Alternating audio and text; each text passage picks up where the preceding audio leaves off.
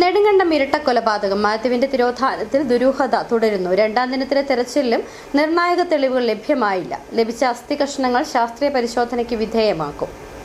അമ്മ മേരിക്കുട്ടിയെയും സഹോദരൻ രജിയെയും കൊലപ്പെടുത്തി സജി കുഴിച്ചുമൂടിയ പ്രദേശത്താണ് രണ്ടാം ദിനവും പോലീസ് പരിശോധന നടത്തിയത്.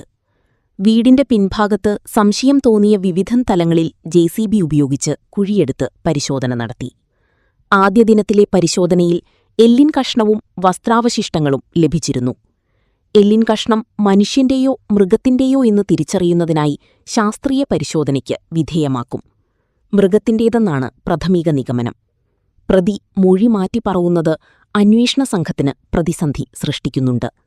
പ്രതിയുടെ കസ്റ്റഡി കാലാവധി അവസാനിച്ചതിനാൽ പിന്നീട് വീണ്ടും കസ്റ്റഡിയിൽ വാങ്ങി തുടർ അന്വേഷണം നടത്തും. 2018 മാർച്ച് 3-നാണ് സജിയുടെ പിതാവ് മാത്യുവിനെ കാണാതാവുന്നത്. മകളുടെ ചികിത്സ ആവശ്യത്തിനായി കട്ടപ്പനയ്ക്ക് പോകുന്നുവെന്നു പറഞ്ഞാണ് വീട്ടിൽ നിന്ന് ഇറങ്ങിയത്. ദിവസങ്ങൾ കഴിഞ്ഞിട്ടും തിരികെ എത്താതെ വന്നതോടെ മകൻ രജി പോലീസിൽ പരാതി നൽകുകയായിരുന്നു. പോലീസ് അന്വേഷിച്ചെങ്കിലും വ്യക്തമായ തെളിവുകൾ ലഭിക്കാതെ വന്നതോടെ അന്വേഷണം അവസാനിപ്പിക്കുകയായിരുന്നു. മാത്യു ബസ്സിൽ കയറി പോകുന്നത് നാട്ടുകാർ കണ്ടിരുന്നു. ഇവിടുന്ന് ബസ്സിനാണ് കയറി പോകുന്നത്. അപ്പോൾ എനിക്ക് വീട്ടിൽ നിന്ന് കയറി വന്നപ്പോഴത്തേനും സമയം പോയി. വണ്ടി ഞാൻ കടന്നു പോവുകയും പുള്ളി ഇവിടുന്ന് ഇറങ്ങി വന്നിട്ട് രാവിലെയാണല്ലോ പണിക്ക് പോകുന്നത്. എന്നാലും പണിക്ക് പോയപ്പോൾ പുള്ളി ഷർട്ടിൻ്റെ ഒരു കൈ വിട്ട് കൂടി വന്ന് വണ്ടിയെ കയറുന്ന കണ്ടു. അതെ, പിന്നെ കണ്ടിട്ടില്ല.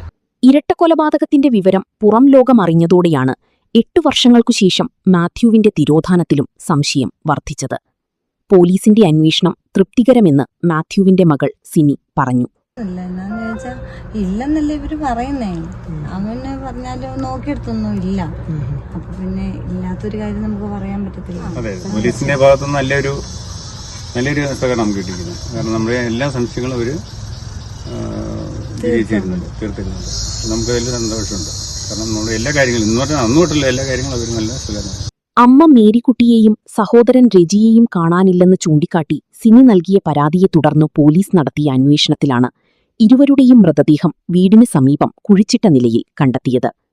കഴിഞ്ഞ ഏപ്രിൽ 4-നാണ് ഇരുവരെയും സജി കൊലപ്പെടുത്തിയത്. മൃതദേഹങ്ങൾ 2 ദിവസം ഗ്രീൻ നെറ്റിൽ പൊതിഞ്ഞു സൂക്ഷിച്ച ശേഷം പിന്നീട് കുഴിച്ചിടുകയായിരുന്നു. ആഴ്ചകൾക്കുശേഷം ഇരുവരെയും കാണാനില്ലെന്ന് ചൂണ്ടിക്കാട്ടി സിനി നൽകിയ പരാതിയുടെ അടിസ്ഥാനത്തിൽ പോലീസ് വീട്ടിലെത്തുന്നതുവരെ പ്രതി വീട്ടിൽ തന്നെ തുടരുകയായിരുന്നു. City vision, Nedumkandam.